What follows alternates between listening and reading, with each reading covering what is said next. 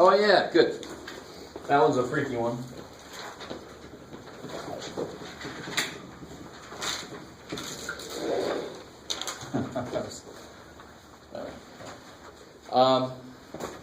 Yeah, I remember that one. I can't remember where it is. It's this guy here.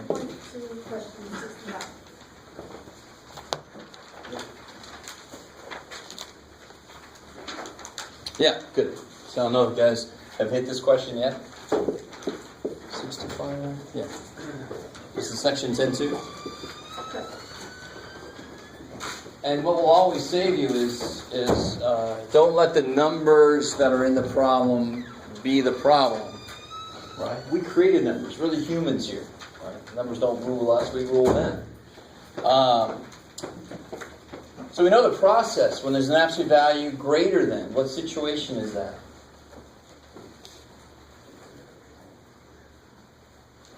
Wait, what? All right. I enjoy that. That's awesome. That's exactly right. Stay the hell away from me. Right? Less than would be, it's scary. Stay close to me. Sandwich. Greater than is, stay the hell away from me. I want the distance to be greater than something. This is a little bit weird because it's greater than 0, so you can't be standing on my head. Right? You can be like right there. You know?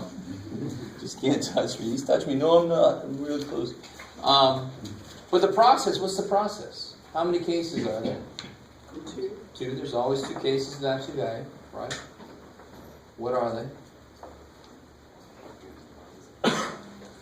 So how do you do this problem? Let's do the problem over here. Maybe it's the 0 that's freaking you guys out. I don't know. How do you do that problem? What are the 2 cases you would write for this? Yeah, so x plus 1. Greater than 7. It's not equal to. It's an inequality, so you can't use any equals. X plus 1 greater than 7 or less than negative 7. Now it's funny how I didn't hear everybody, but I heard a lot more than 0. And there were 0 people saying anything here. And it's got to be the number, I guess. I don't know. The process doesn't give a crap what's in there. The process doesn't care. So what's the process? One case is going to be the same damn thing. So what's the first case? T greater than 0. Or T less than negative 0, which is still 0. Right? I mean, that's... And then you try to interpret what the hell that's saying. But the process says that's what you do. So just because there's a 0 there, we don't freak out. Right? The process says, write these 2 cases. Now, what the hell does that look like? I mean, what's the instructions here are just solve and graph. So T's got to be bigger than 0. Or it could be less than 0. So what's the only damn thing it cannot be? 0. So how do you graph T greater than 0? How would you graph that? You put what on 0? Parentheses. Right? Right on 0. We go parentheses and then you shade up. How do you graph? How do you graph T? T less than 0. How do you graph that? Same thing, just going the other way. There you go. Done. So the only thing that's left out is poor little 0 dude. That's me standing in the middle. All right, I've got this weird ass restraining order. People just come right up on me, stare at me. Judge, change that number, please. But yeah, that's leaves out that. So I think it's just because it looks weird. It looks like it's going to be different. But something you got to really understand about math is there's a process you learn, and the process does not care what the numbers, or it doesn't even care if they're numbers. You just write the 2 cases. Didn't we have to write an uniform notation for this? What's happening? Didn't we have to write an uniform notation? No, this one just said solve and graph. Oh. Yeah, that's all it said. Alright, so good. That makes me feel good, because that's the kind of question, if nobody asks me about the question, I start to wonder if anybody's doing their homework. Because that's a weird one. Right? Anything else from homework? Yeah. I got one, but it's section 11.2. Unless we're going to read it. Oh, yeah. Hold on to it until we get there. Yeah. I'm not even sure if we're going to get there today. We'll see. Anything else from homework? All right. You're all doing your homework. All right. Yeah. If you're not, then just understand the consequences. You will not understand shit. Right? I mean, it's your choice. I mean, it's college. You can choose whatever you want. Just keep paying money. You get nothing out of it. So, last time we effectively finished chapter 10. There were only 2 sections in 10 we had to do anyway. So we did 10:3 last time. So I'm going to just get right into chapter 11. There's no questions. Is that the one where there's 3 different... No, well, chapter 11 is where there's 3 equations. Yeah. So I did like a little teaser for that last time. So we're going to get into it officially. Yeah. Oh, okay. What section is that? 11? Yeah, section 11.1. And 11.2 is the word problems with 3 equations and 3 variable section. Yummy. All right. So I sort of gave you an idea of the process to go through for systems of 3 equations. But you guys remind me, how would you use elimination? Here, just take a couple minutes and do this problem.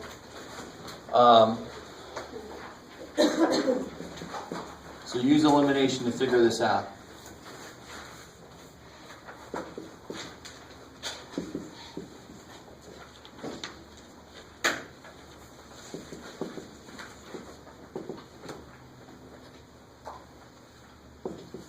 Okay, that should work.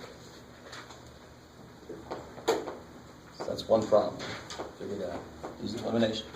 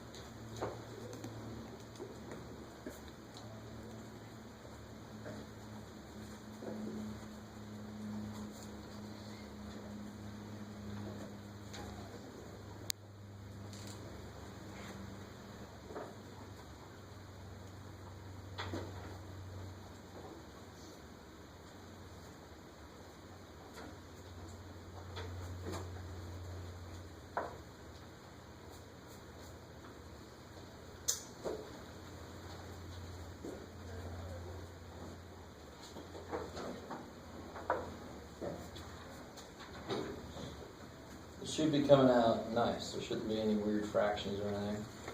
There shouldn't be any even non-weird fractions. Shouldn't be any fractions. So help me out here. What's a good first step here?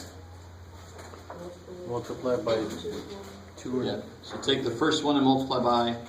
By 3. Yeah, you could multiply by 3.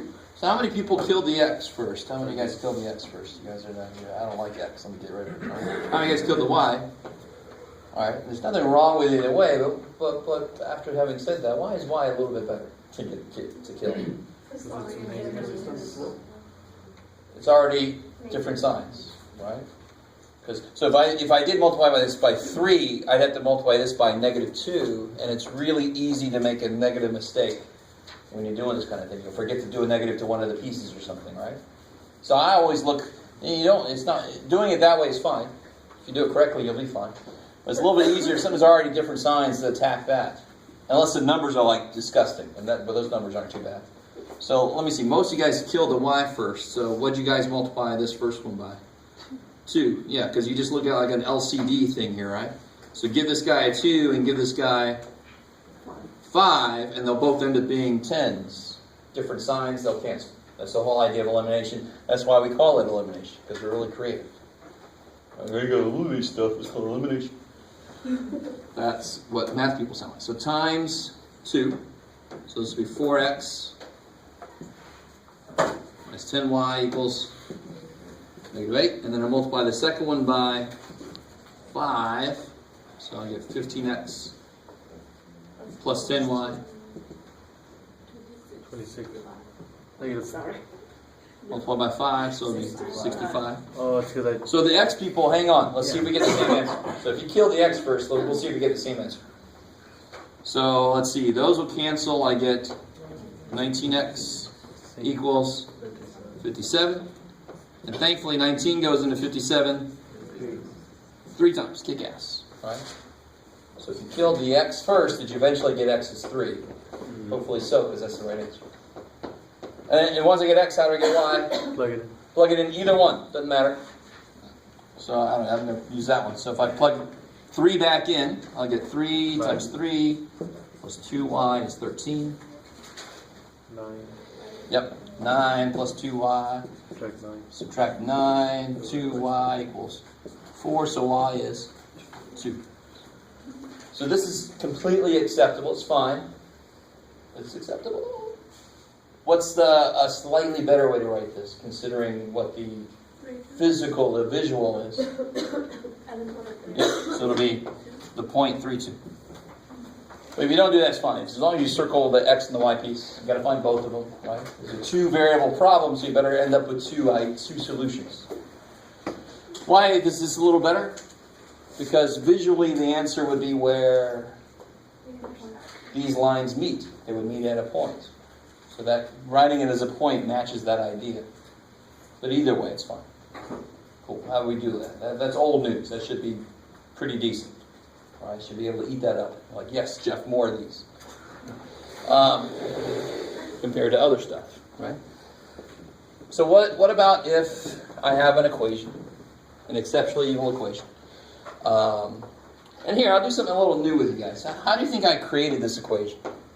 These equations. How do you think I created them?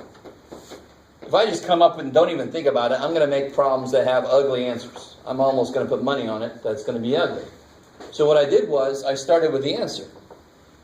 So go with me. I'm going to let you in on the process. We're going to create a problem. We're going to know the answer ahead of time. Then I'm going to erase the answer, pretend like we don't know it, and we're going to solve it. But sometimes it's good to see the process. How do you make a problem? For math class, anyway. In the real world, the problems are given to you by shit happening, right? But in math class, we can make it whatever we want. So we want this answer to have 3 parts, because I'm going to have 3 variables, right? So somebody give me one number. 2. 2. Now give me a negative number. -2. -2. We're branching out.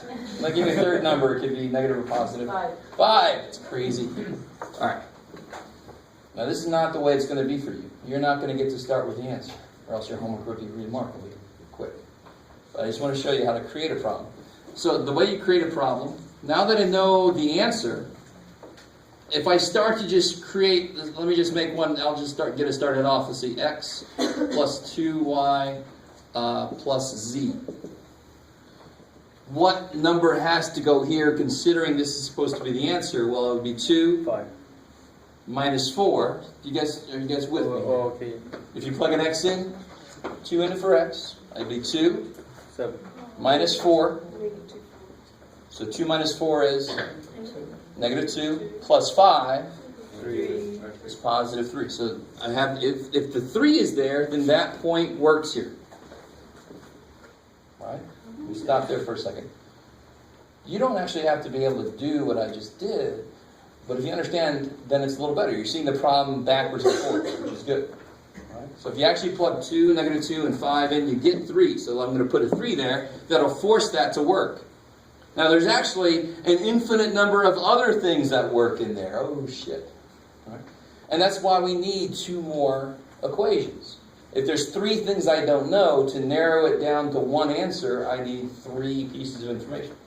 So then we'll do it again. So somebody help me out. What's a good thing to put here? 2x. 2x, good. Mix it up with some positive negatives. Minus 4y. Okay, somebody else, z's. Plus 5. Plus 5z. All right, let's see what we get. So 2 times 2 is 4. Negative 4 times negative 2 is 8. So I got 4 plus 8 plus 5 times 5 is 25. You with me? So that'll be 4 plus 8 plus 25 is 37. Alright? You guys did that. I did that. And then let me start this one off here. I'll say this is negative x. Now help me out. Plus 6y. For specific reasons, I don't want that. Give me something else. Minus 2z. How's that? Okay. I'll explain to you why I don't want that in a second. Could have canceled with the first one. Yeah, it's too specific of a case. Too special a case for this early in the process. So let's see, what would this be? This would be negative 2, minus 12, minus 10. It's negative 14, negative 24. Man, you guys make gross problems. Alright. So now we go in. We know this. We know the answer. We know it, and we knew it. We used to know it. Shit. Alright. So now we know what the answer should be nice. So if anywhere in here we get ugly answers, we know we did something wrong. Okay. So who remembers what I was saying last time? How do you attack this problem? This is horrible. You eliminate the same variable twice. Yeah, so you pick a letter to kill, just like we did on that problem. Some of you guys killed the X, some of you guys killed the Y, because the Y looked weaker, I don't know. So here, you pick a letter to kill, but if you kill a letter once, you still have 2 variables left, and I need to get it to the point where I only have 1, because then I could solve for it, right? That's the whole problem with only having 1 equation with 3 unknowns, is it? There's no way to get an answer for x, y, or z. You can't get x equals a number. You get x equals y's and z's and 3's. Like, holy shit. Yeah. So what letter do I want to kill twice? What looks to be the best letter to use? Yeah, x is nice. How can you just kill x directly, right off the bat? I mean, just directly. You have to do anything. See, 1 and 3. So if you add 1 plus 3, you get 4. And that's not really a joke. You get the 4th equation. Right? But what do you get when you add 1 and 3? What do you get? That goes away. 8y. Minus z. Negative 21. Real quick. Let me bring the answer back in. Did somebody write the answer down? What was it again? Negative 2, 5. All right, now watch, real quick. Just to make sure. Now, normally you don't have the answer. It's too damn bad for you. But just watch this. We just did some shit with this, but this has still got to work. So 8 times y is negative 16 minus z. What's negative 16 minus 5? Negative 21. All right, good. All right, so I mean, every time you create a new equation, it actually has to work with the eventual answer still. That's why they're all going to lead to this answer, because this is the answer that works for all of them. How are we doing so far? Good. I like it. So if I only had one more equation with y and z, I could do like we did over there. That's what 2 comes in? Say again? Is that what 2 comes in? Yes. So I can't use 1 and 3 again because I'm just going to end up in the same place. So look at 2 and 3. How could I kill x again? What would I have to do? Multiply times 3. Write 2 down here. Yeah, then multiply 3 by... Yeah, so if I take 3 and multiply by 2, what do I get?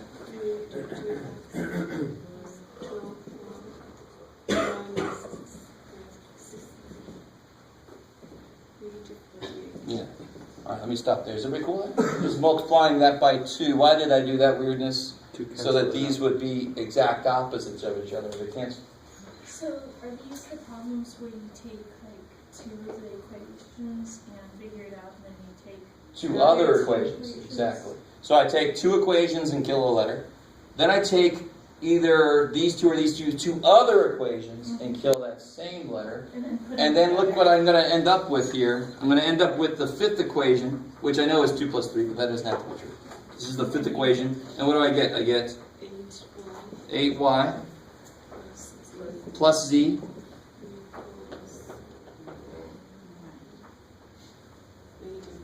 negative 11, right?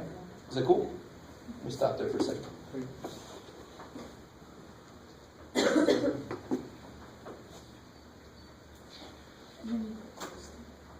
Yeah, so now look, let me write number 4 down here, and this won't always happen, but this is stupid nice. 8y minus z is negative 21. That's what we got here, right? So this is a better equation than any of these. Why would I say that? Why is that a better equation? Why is that better than these? There's only 2 letters. There's less shit we don't know. Right? And I made another equation that was even better than all these. There it is. Again, for the same reason. There's less shit we don't know. And now if I put together these two, there will be even less shit I don't know. In fact, there will be something I totally know. What can I do? What's beautiful about this, that doesn't always happen, by the way, but we just got lucky. Cancel C's. Yeah, if I add them as they are, the z's go away. So I'll get 16y 16y equals negative 32. negative 32. Divided by 16. Divided by 16y is 2. negative 2. Right? And we knew it was negative 2 going in. So part of us is like, well, of course. But it's nice. It's also nice to see the math going, oh yeah, that's how you did that. All right? Math takes a little while to catch up. So now here's the neat thing. This is where I call this is dominoes. All right? Not pizza, thankfully. You take the negative 2 and you go back a step and you plug it into either one of these. Right? The negative 2, you plug it into one of these and you can figure out what z is. And if you know y and z, you can go back here, fall back one more domino, and pick any of these and plug y and z in there and figure out what x is. Right? Once you know 1, you know 2. Once you know 2, you know 3. Because you have all these relationships you can use. So if y is negative 2, I'll just take this one because it's staring me in the face. If y is negative 2, that means that 8 times negative 2 minus z is negative 21. So negative 16. Negative 16 minus z. Add 16. Negative z is negative 5. Divide by negative 1. Z is 5. And now, what's the only letter I don't know? You just plug both of them in. X. I don't know x, so I can use this first one because it's the easiest for me to preference. X plus twice y, but y was negative 2, plus z, but z was 5, equals become a 3. There it is. So I get x minus 4 plus 5 is x plus 1. Subtract 1, I get x's 2. Bam. Alright, so just to help you guys, if you weren't sure how to write notes on that, here is something that steps through the process. This is a companion for your notes that you're taking.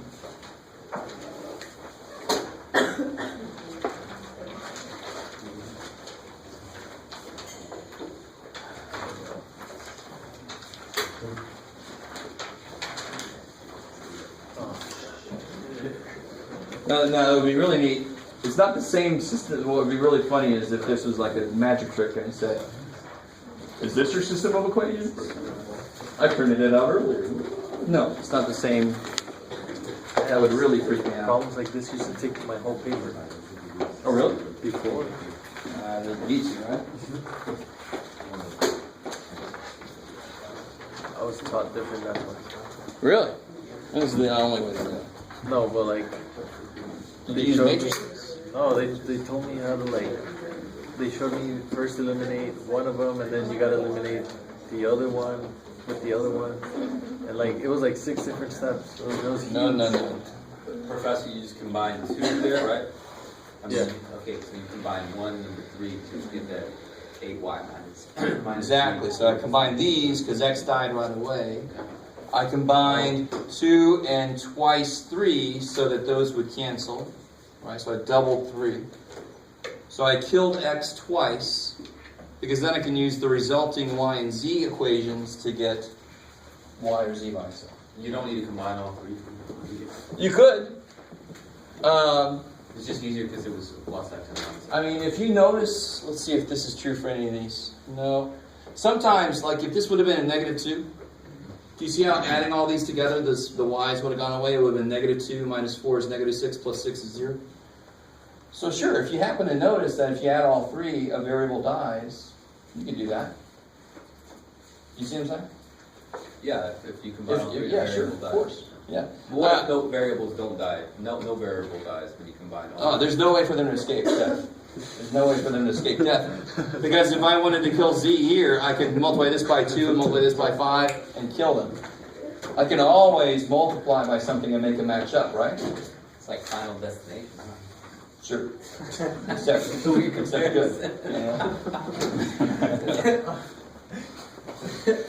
I like that. I've never... We know the results too. Math is like Final Destination. You keep trying to escape, but still he gets you. Alright, so here, I'm going to give you guys a problem to try on your own. I mean, okay.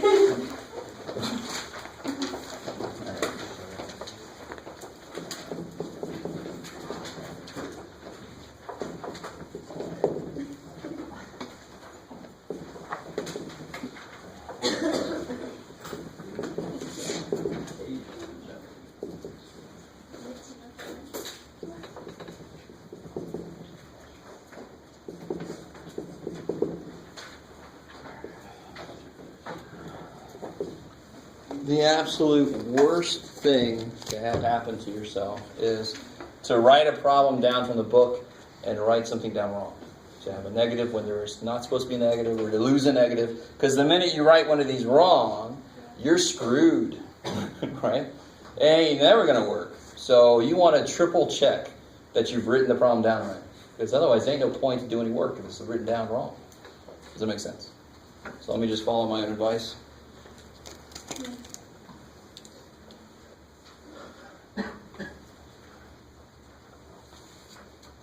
Yep, okay, cool.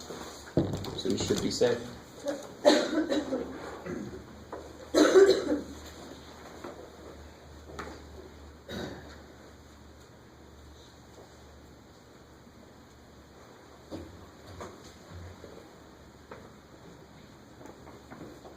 And you don't have to kill X first, right? Obviously, you can just pick whichever letter makes the most sense to kill first.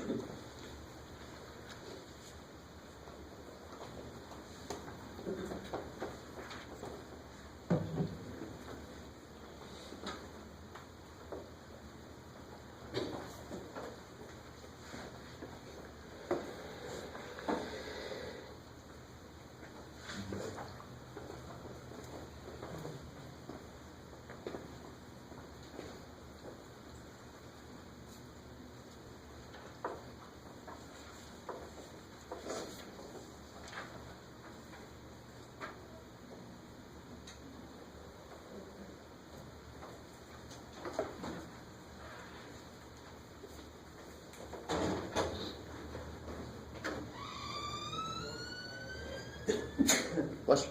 Thank you.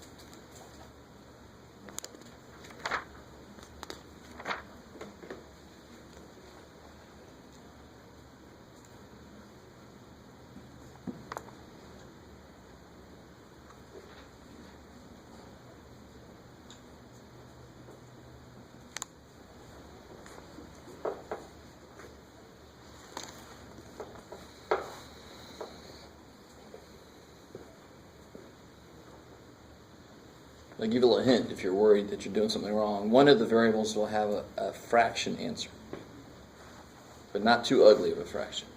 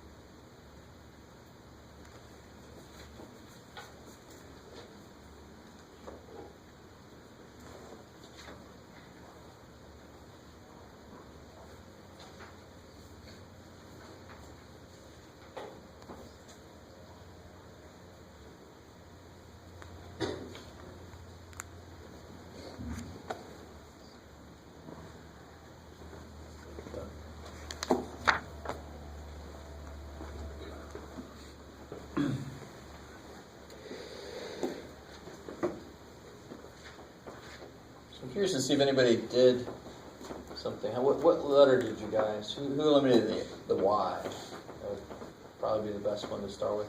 Who did the Z's? Anybody? Yeah, you did the Z's? Yeah. Because did you notice something about it? Somebody, whoever asked the question, if you add all three of these together, the Z's go away. Right? And the X's are probably, I mean, they're not that hard, but there's no X like by itself. So yeah. Yeah, I eliminated the 2 and 3, the Y. The Y's? Yeah, but I did 2 and 3 along. 2 and 3, exactly. Cool. So let me do that. And if you did it a different way, we're going to hopefully meet at the end. Just why was the fraction, right? No, I think X is a fraction. You should get 3 halves for X. Yeah. So let's find out what happens. Let's see. So I'm gonna kill Y. So the easiest way to kill Y, like you said up here, is to add 2 and 3. So if I add 2 plus 3, I of course get 4. Is we cool with that? I mean, 2 and 3 is the fourth equation, right? Is that cool? I want my dean to walk by and say, Jeff, let me talk to you. So what do you get when you add 2 and 3? You get? Negative 6x. Yeah, negative 6x. That goes away. 3z. Plus 3z equals? 0. Kick ass. And if you wanted to, you could notice something about that. You can actually divide by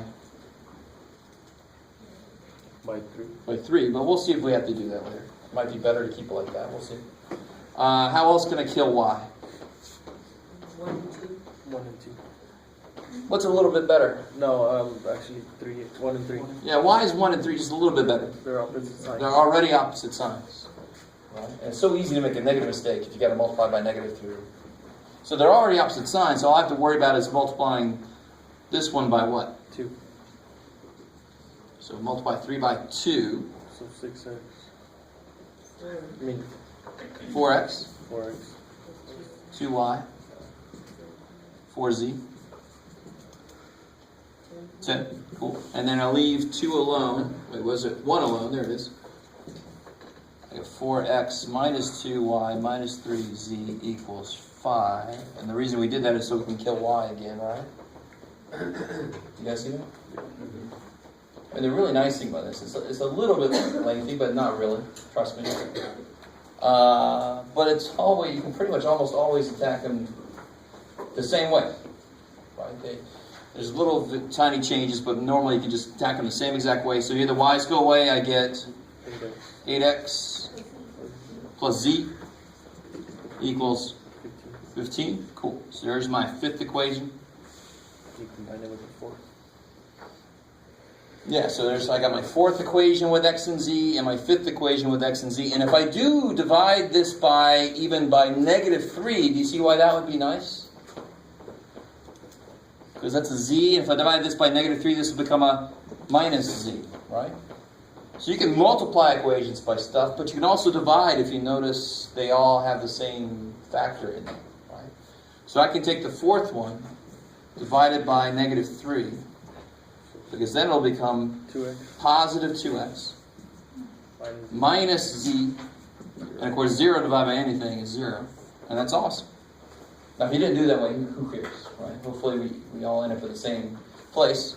So I get 10x, and there's your fraction piece, right? 15 over 10, which reduces to 3 over 2. So x is 3 halves.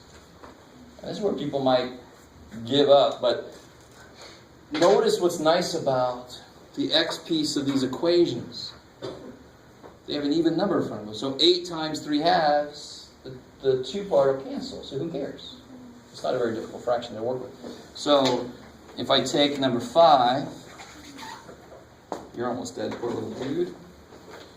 Take number 5 and throw in there the 3 halves. I'll get 8 times 3 halves plus z equals 15. So what happens here? 2 goes into 8. 4 times. You get 12 plus z is 15. So z is 3. Right? Yes, what can you divide by, sir? Negative 3. Oh yeah, so from here to there I divided by negative 3. Because I can. And the nice thing is it makes these the opposite sign. Or you could multiply this one by negative 3, so we'll cancel with that. Either way you do it, it should reduce down to the same number. Do you guys see that? So I could have multiplied this one by negative 3 to kill that 3, and I should end up at the same place. You'll just have larger numbers here. They'll reduce down to 3 halves. You have to divide though, right? Yeah, at some point you got to get x by itself and then reduce. So now I know x, I know z. The only thing I don't know is y. Why, Jim? So then I can plug in the third one here. That's 2 times x, which is 3 halves, plus y, plus 2 times z, which is 3, equals 5.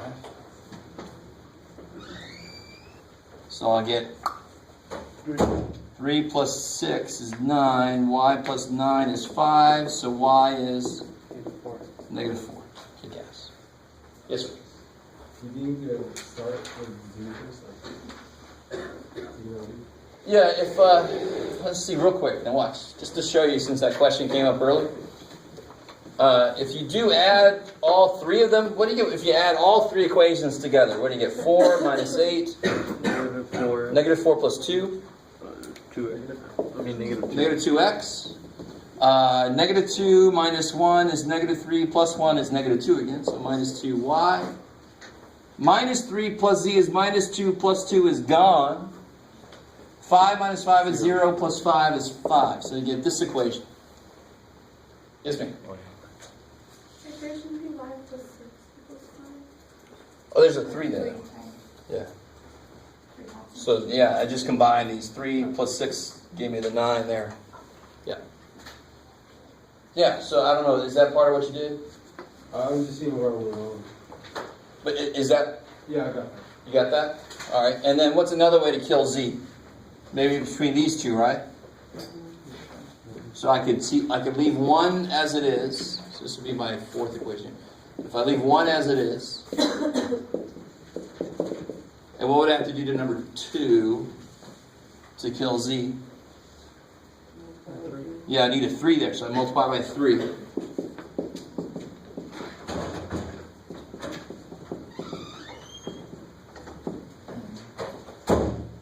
So if I had to guess, I'd say it's one of those negatives got dropped. I don't know if that happened. Maybe that's going to be negative 15 there, right? So if you add these together, you'll get negative 20x minus 5y equals negative 10. Yeah, after that, that's Okay. And here, what can I divide by? 5. Yeah, so if I divide this by 5, I'll get, in fact, I'll divide by negative 5. Everything's freaking negative. I'll get 4x plus y equals 2. guys see that? Anytime you can do that, do it, because then your numbers are smaller, and it's always good. And if I take this dude, I got a few different ways I can kill stuff.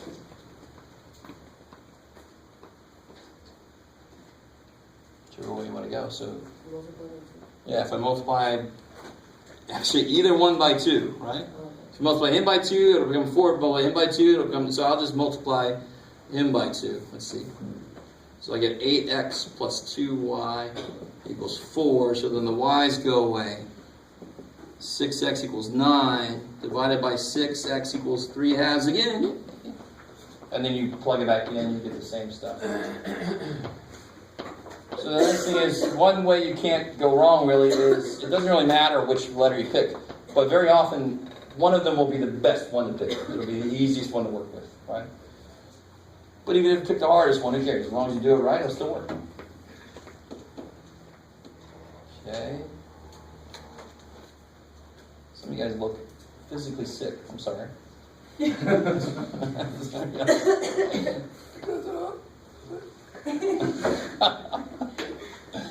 Oh, I'm not making fun of you. I'm just making fun near you. All right, so I'm hoping that this handout kind of helps you. You can use it as you do your homework. I mean, this is very recipe-ish. You know, you can just jump into it and just do it. So I think I assigned maybe 1 or 2 problems that had some interesting twists to them, but most of them should follow this pattern. The only thing I wanted to do today other than that was to get a little bit into chapter 12. Believe it or not. That's all there is to that section. Oh, and I forgot the little thing to say in between. I'm going to make section 11.2, I'm going to go ahead and make that extra credit. Just so we can catch up a little bit. You guys, let me say that one more time. Section 11.2, yeah. So you can all, thank you very much.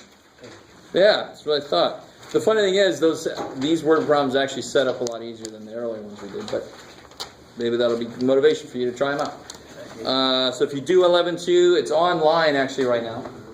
It's not worth any points. Actually, maybe I have to remember to make it not worth any points. But if you do it, I can see how much you got right and then apply it. And if you do it out of the textbook, great. And there's like 4 problems out of that section, so hey. All right. So let's get a little bit into chapter 12.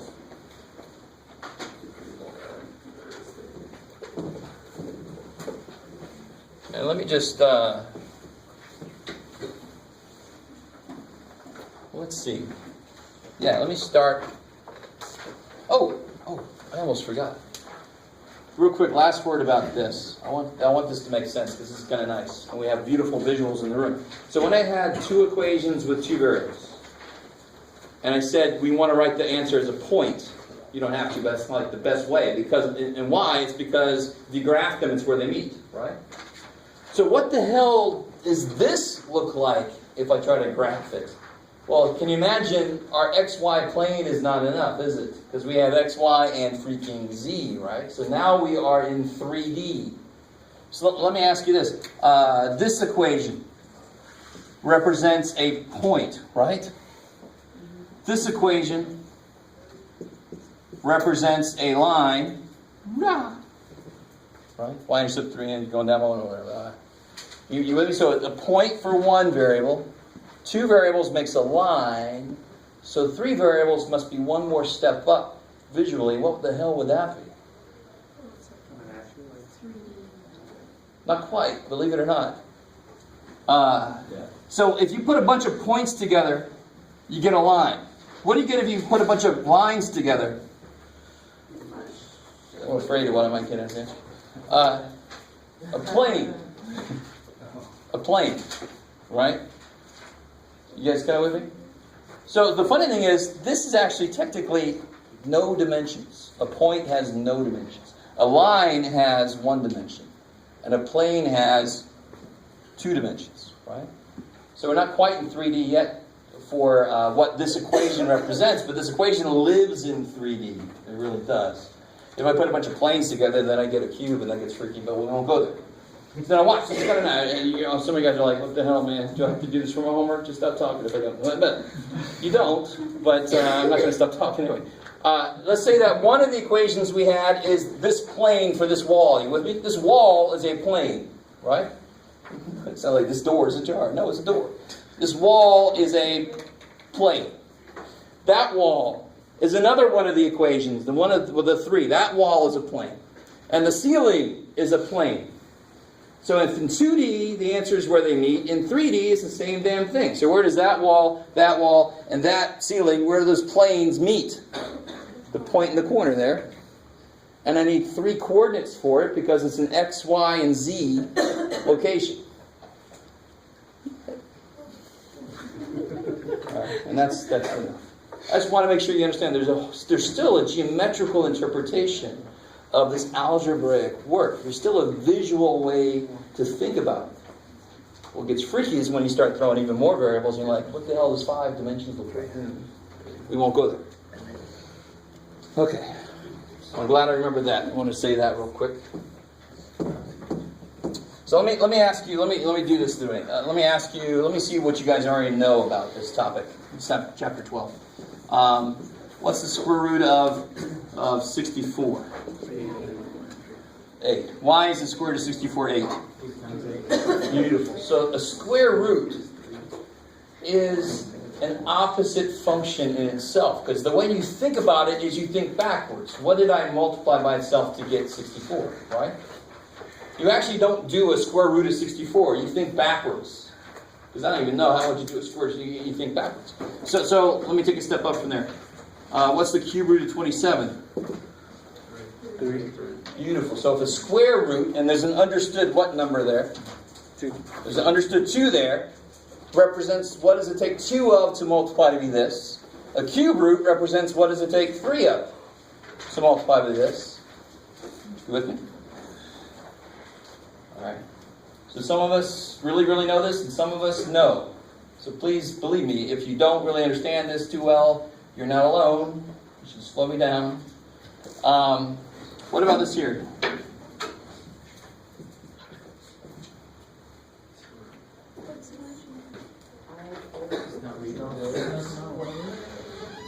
Yeah, it can't be. The answer is not 4, because 4 times 4 is 16. The answer is not negative 4, because negative 4 times itself, negative 4 times negative 4 is positive 16. So I like it. This is officially not real. So it's actually what's called imaginary, and the imaginary numbers are in our future. It's a very unfortunate name. It was named by a prominent mathematician who did not understand square roots of negative numbers. So he said a bunch of imaginary bullshit. And now we're like, holy shit. They are very, very freaking important. We actually have to use square roots of negative numbers to do a lot of electrical engineering. Light is because we understand this shit, right? I don't know if I can say that any other way. So don't think that the word imaginary is like, whenever I hit that topic, I'm thinking students are always, I knew they were making this shit up all the time. All right? It's like verification. You know? And while that's true, that's not because of the word. It's just a poor wording that nobody ever changed. They went, oh, it is necessary, but you already call it imaginary, and I'm too tired to change it. It's like shit. But with that said, what's this here?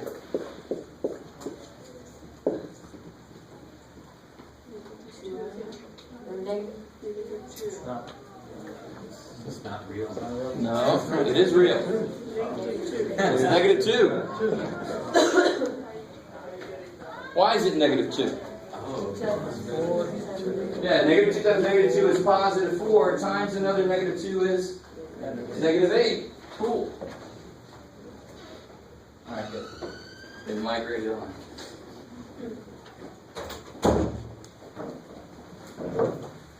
Alright. Okay. And of course, you know, let me see if somebody can break this down here. What you got, Jeff? I don't know. Ooh, I know.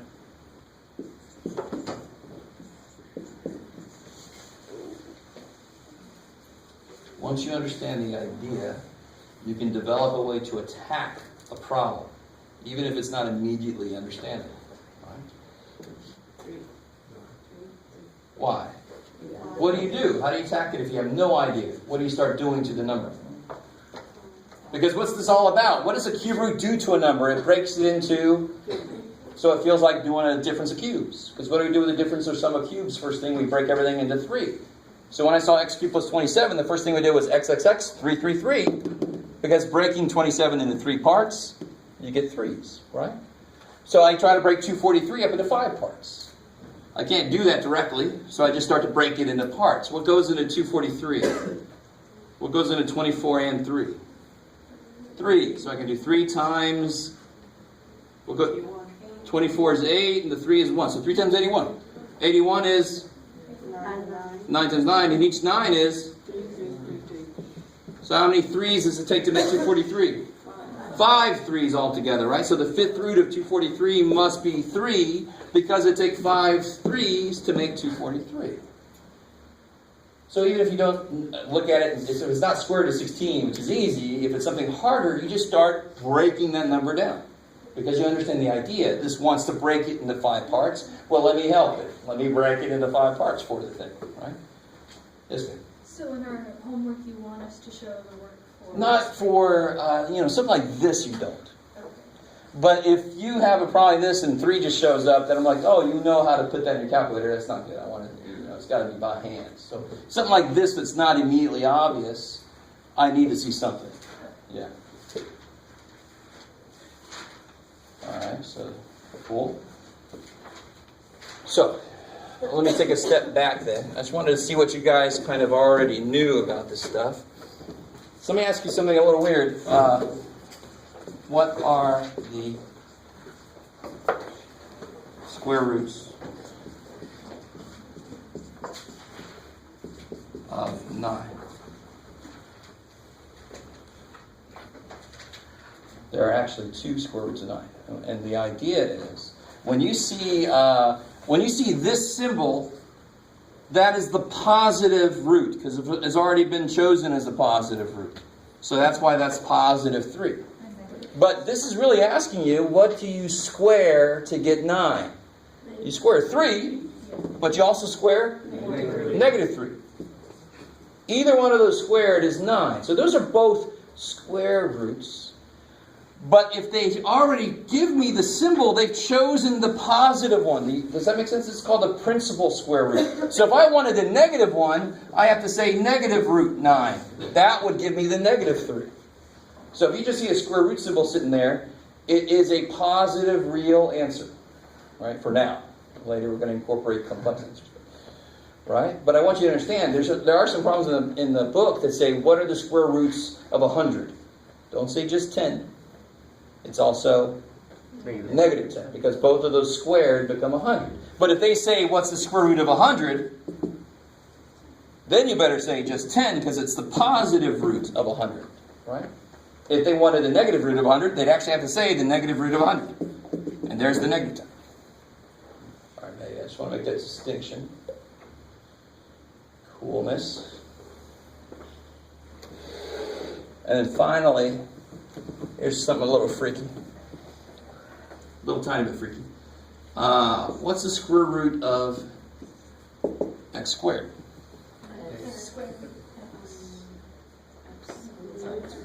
I understand what you're trying to do, but we're not quite there. Ooh. Yeah, if you think it's x, you're not quite right. Because again, what did we say? The square root has to come out positive, right? And what if x is negative?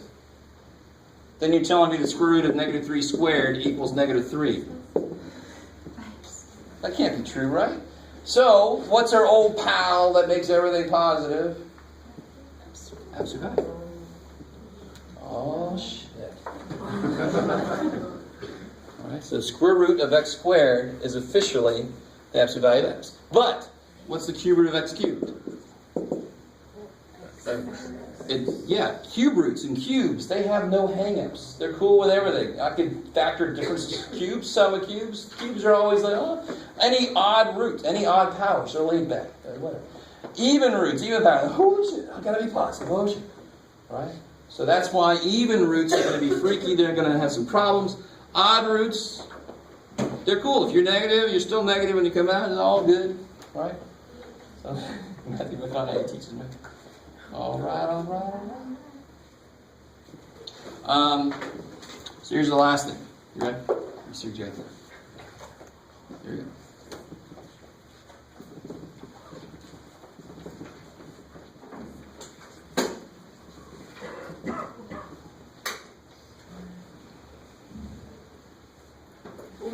Just extend the idea. Why is the square root of x squared basically x? It's got absolute value on it, but why is it basically x? Because x times x is? What's x times x? What's x times x? X squared. X squared, alright. Alright.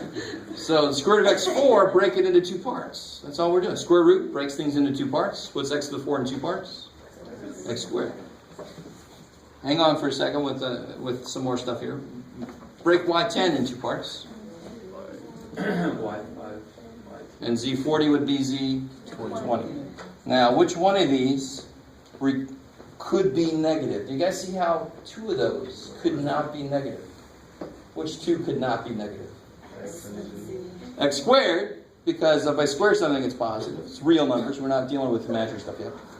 Z20 would have to be positive because it's raised to an even power. So what's the only thing that needs an absolute value on it? Yeah, because it could be negative. Because it's to a fifth power, it could be negative. But if you put an absolute value around the whole damn thing, I'm not going to take points off. But you don't have to. You only have to put it around that one dude. Wait. So it wouldn't be incorrect if you put it on the whole thing? Yeah, if you put it around the whole thing, it's technically fine. But it's sort of like saying the answer is the absolute value of 3. And I'm like, well, that's 3. Right? But you only need absolute values if this thing could be negative. So if I had the square root of x to the 4th, that's x squared. Can this be negative? So do I need to cover my ass for that? No. So I don't have to put x back. How come it can't be negative? What can't be negative? X squared. Make x squared negative using real numbers. Go. What do we need to make it? If I could plug a value in, is there any value of x that would make x squared negative? No. Oh. Now you're with me. Yeah, now, okay. Okay, 5 squared is positive, negative 5 squared is positive. Not using imaginary numbers yet, those of you who know imaginary numbers. We're not there yet. We don't know it officially in this class. Right? But y to the 5th, if y is negative, y to the 5th is negative. Oh shit, do I know what y is? No, I got to cover my ass. Absolute values. Alright. So that's section 12.1. That's plenty. I'll let you guys out. You're all chomping at the bit.